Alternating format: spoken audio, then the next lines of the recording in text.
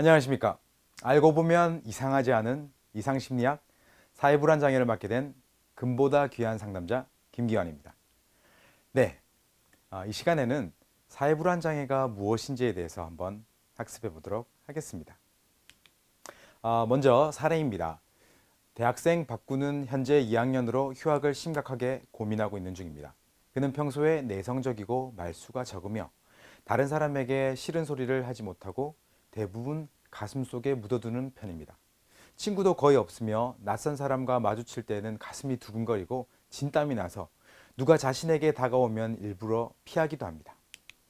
특히 사람들 앞에서 얘기나 발표를 하려고 하면 가슴이 심하게 두근거리고 떨려서 목소리가 잘 나오지 않아 말을 제대로 하기가 어렵습니다. 그래서 특히 발표나 토론이 있는 수업은 거의 피하게 되고 어쩔 수 없이 수강하게 되더라도 되도록 말을 하지 않고 수업 시간에는 일부러 늦게 들어가기도 하고 쉬는 시간에는 책을 보는 척 하였습니다. 그는 주로 혼자 다녔으며 혼자 다니는 것 때문에 다른 사람들이 자신을 더 이상하게 볼까봐 두려워했습니다. 그래서 혹시 학교에서 아는 사람을 보게 되면 일부러 피하고 돌아서 가기도 했습니다. 이렇게 학교 생활에 적응하기가 점점 힘들어져서 휴학을 심각하게 고민하고 있습니다. 그래서 밥을 먹을 때도 특히나 대학생 같으면 점심시간에 밥을 먹을 때가 있는데 그때 혼자서 밥을 먹는 것. 뭐라고 하죠? 혼밥. 여러분 혼밥 드셔보신 적 있나요? 네. 저는 있습니다. 대학생 초기 때 적응을 잘 못해서 혼자 밥 먹는데 그때 이렇게 혼자 밥 먹는 모습 이상하게 보지 않을까 막 걱정을 하면서 밥을 먹었었는데 여러분은 어떠십니까? 혼자 밥을 먹는 걸 힘들어하나요? 아니면 혼자 밥 먹는 게 특별히 어렵지 않으셨나요?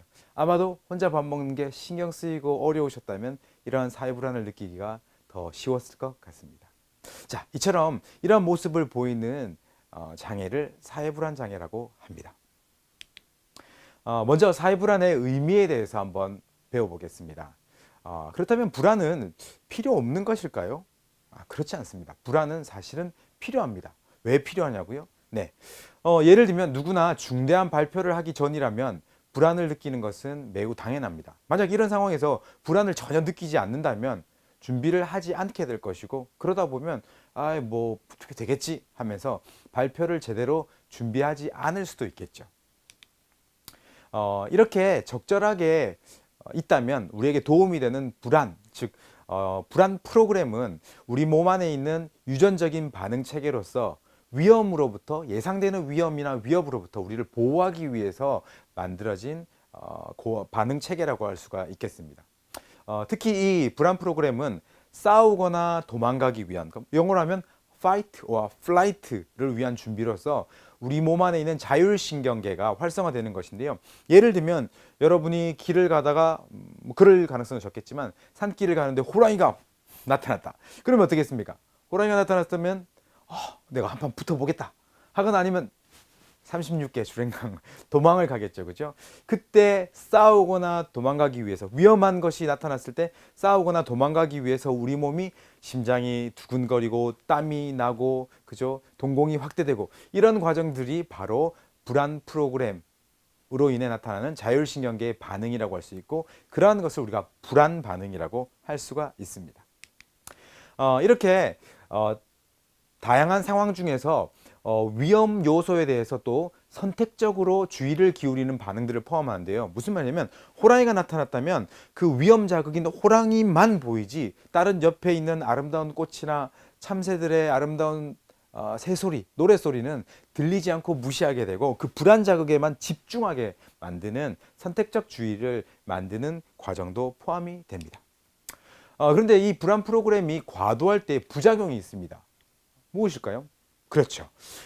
위험이 실제로 있지 않거나 또는 너무 작은 위험임에도 불구하고 너무 위험한 것으로 잘못 해석하게 되면 상황에 부적절하고 오히려 부정적인 기능을 가져오게 됩니다. 예를 들면 발표 상황에서 너무 긴장하거나 너무 불안하게 되면 오히려 발표를 잘하는 것이 아니라 긴장 때문에 발표를 못하게 되고 까먹게 되고 또 과도하게 긴장하는 모습을 보이기 때문에 오히려 발표를 그르치게 될 수도 있겠죠.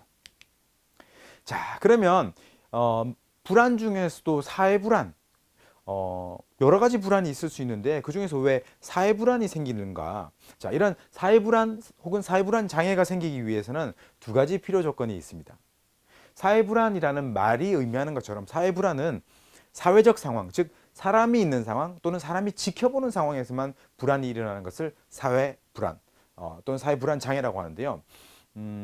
여러분들도 눈치채셨겠지만 이것은 뭔가 좀 사람 혹은 관계, 다른 사람이 나를 어떻게 보느냐와 관계가 있겠구나 이런 생각이 들겠죠. 네. 그래서 먼저는 타인에게 좋은 인상을 주고 싶은 강한 욕구가 있는 분들이 사회 불안이 걸리기가 쉽습니다.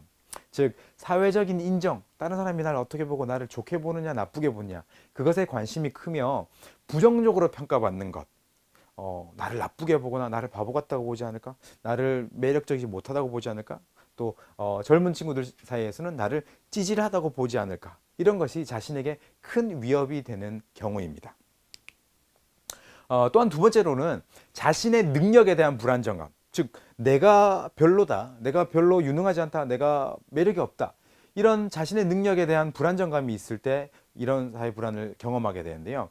타인으로부터 좋은 평가를 받을 만한 자신감이 부족할 때이죠. 즉 첫 번째로 다른 사람이 나를 어떻게 보느냐를 신경을 많이 쓰는데, 두 번째 넌 뭐 괜찮지, 뭐 이 정도면 잘하지, 뭐 나 이 정도면 매력 짱이지 뭐. 자, 이렇게 한다면 불안을 안 느끼겠죠.